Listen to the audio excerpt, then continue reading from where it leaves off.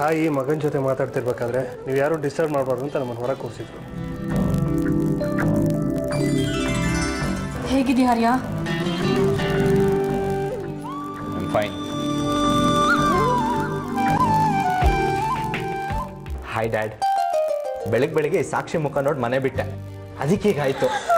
ಅಯ್ಯೋ ಕತ್ತೆ, ಬೆಳಗ್ಗೆ ನನ್ನ ಮುಖ ನೋಡಿ ಹೊರಟಿದ್ದಕ್ಕೆ ಇವತ್ತು ನಿನಗೆ ಅಮ್ಮ ಸಿಕ್ಕಿರೋದು. You right. ಈಗ ನೋವು ಹೇಗಿದೆ ಆರ್ಯ? ನೋವೇನಿಲ್ಲ dad, I am all right. ಅಯ್ಯೋ, ಈಗ ತಾನೇ ಸ್ಟಿಚಸ್ ಹಾಕಿದಾರೆ ಕಣೋ, ಆಗಲೇ ಹೇಳೋಕೆ ಹೋಗ್ತಿದ್ಯಲ್ಲ. ನೀನು ಮಿನಿಮಮ್ 1 ವಾರ ರೆಸ್ಟ್ ತಗೊಳ್ಬೇಕು.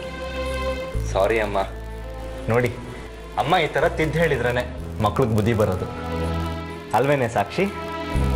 S dear brother.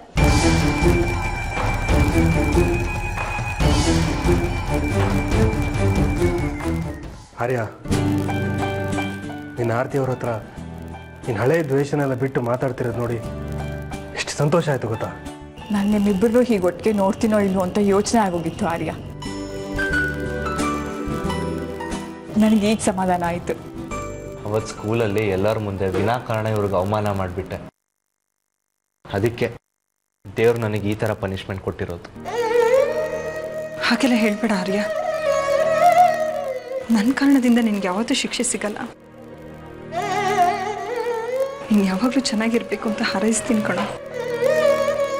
ಮಕ್ಕಳು ಏನೇ ತಪ್ಪು ಮಾಡಿದ್ರು, ಏನೇ ಕೋಪ ಮಾಡ್ಕೊಂಡ್ರು, ತಾಯಿ ಯಾವತ್ತೂ ಮಕ್ಕಳನ್ನ ದ್ವೇಷಿಸಲ್ಲ. ನೋಡಿ ಡ್ಯಾಡ್, ಇವ್ರ ಮೇಲೆ ನಾನು ಎಷ್ಟು ದ್ವೇಷ ಇಟ್ಕೊಂಡಿದ್ರು, ಅವಮಾನ ಮಾಡಿದ್ರು, ನನ್ನನ್ನು ಎಷ್ಟು ಪ್ರೀತಿಸ್ತಾರೆ.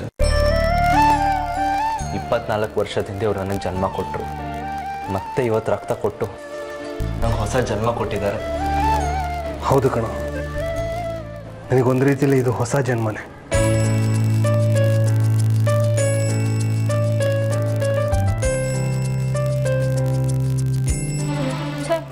ನಾನು ನನ್ನ ಮದ್ವೆ ಕಾರಣದಿಂದ ಅಮ್ಮ ಮಗನ ಒಂದ್ ಮಾಡ್ಬೇಕು ಅಂತಿದ್ದೆ.